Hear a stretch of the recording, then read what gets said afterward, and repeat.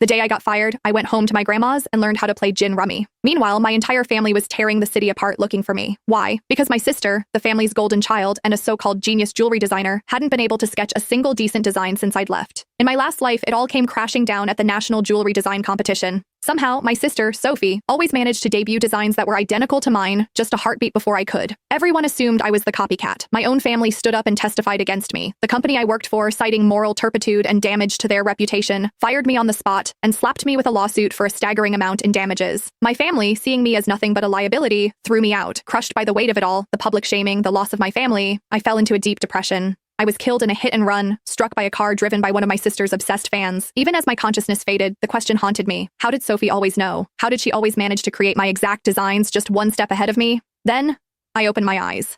I was back. The day before the National Jewelry Design Competition. Sadie, you feeling confident about the competition? The chatter in the office pulled me back from the dizzying vortex of memory. I looked around, my heart hammering against my ribs. It was real. I was back. Are you kidding? Sadie snagged the Designer of the Year award 3 times running, a colleague, Maria, said, giving me a playful nudge. She's got this in the bag. I managed a weak smile, unable to form words, because only I knew what was coming. In my last life, I submitted a design I had poured my soul into for days. On stage in front of everyone, I was branded a fraud. They displayed 2 sketches on the main screen. They were identical, down to the last delicate line of filigree on the setting. But the timestamp on the other submission was a full day before mine.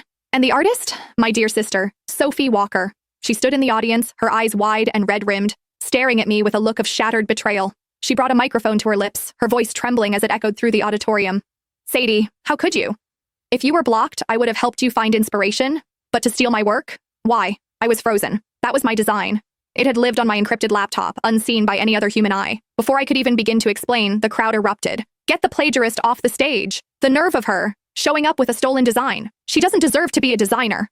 Fraud. I grabbed a microphone to defend myself, but my voice was drowned out by the jeers. A few scattered voices of support were quickly silenced when my own parents took the stage. They held up photos of Sophie, supposedly working through the night at her drafting table at home. They spoke of their profound regret, of how they were ashamed to have a daughter like me, and announced their intention to sever all ties. After that, it was over. No one believed me. Security escorted me out of the building. The moment I turned on my phone, it was a firestorm of hatred. Back at my apartment, I checked my laptop. No viruses, no spyware, no remote access logs. The computer and my physical sketchbooks had been with me at all times. There was no conceivable way the design could have leaked. But Sophie's was identical. Every idea, every spark of inspiration, every line I drew, it was all mine. I could not have copied her. It was impossible. Hey, Sadie, Maria's voice cut through my thoughts again. I heard your sister is competing this year too. Any friendly family rivalry? Who do you think will take home the top prize? Not long after I'd started at this firm, Sophie, by some mysterious coincidence, had gotten hired too. The mention of her name sent a jolt of pure terror through me. My fists clenched so tightly my nails dug into my palms, drawing blood. My sister, Sophie.